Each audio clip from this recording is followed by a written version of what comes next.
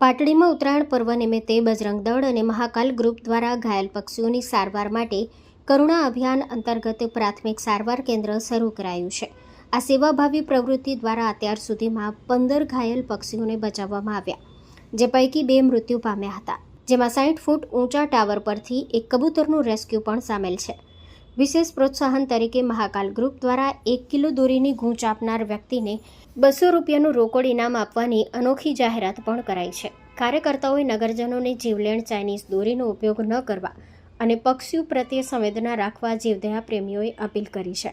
Story report by Minhaz Malik, Surendranagar. નમસ્કાર, જય શ્રી રામ. આપ સૌને ઉત્તરાયણ પર્વની હાર્દિક શુભકામનાઓ.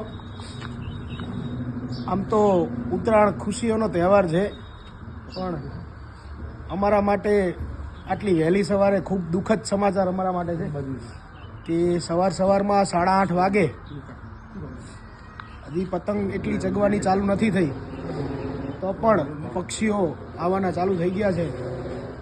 પાટડીની અને પાટડી તાલુકાની જાહેર જનતાને નમ્ર વિનંતી છે કે ખાસ કરીને આજના દિવસે આપના બાળકો જો ચાઇનીઝ દોરીથી પતંગ ચગાવતા હોય તો મહેરબાની કરીને ચાઇના દોરીથી પતંગ ના ચગાવવી જોઈએ. કેમ ના ચગાવવી જોઈએ એનું ઉદાહરણ હું તમને બતાવું. નજીક લાવો. સવારમાં આ બગલાની બંને પાક ચાઇનીઝ દોરીથી કપાઈ ગઈ છે, તો મહેરબાની કરીને વિનંતી છે કે ચાઇના દોરી ના વાપરો.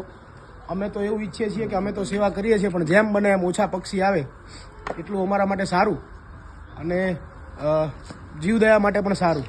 એટલે બધાને નમ્ર વિનંતી કે ઘાતક દોરીનો ઉપયોગ ન કરીએ અને જેમ બને એમ ઓછા કાચવાળી સાદી દોરીનો ઉપયોગ કરીએ અને આ ઉત્તરાયણનો તહેવાર મનાવીએ. બસ એ જ અભ્યર્થના. ભારત માતા કી જય. જય શ્રી રામ.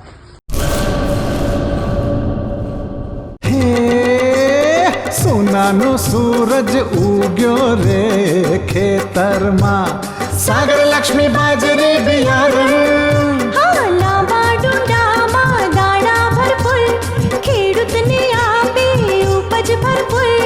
सागर लक्ष्मी बाजरी बियारण. सागर लक्ष्मी एग्रीसीड्स उत्पादित हाइब्रिड बाजरी बियारण ज वावो. लक्ष्मीनो सागर एटले सागर लक्ष्मी.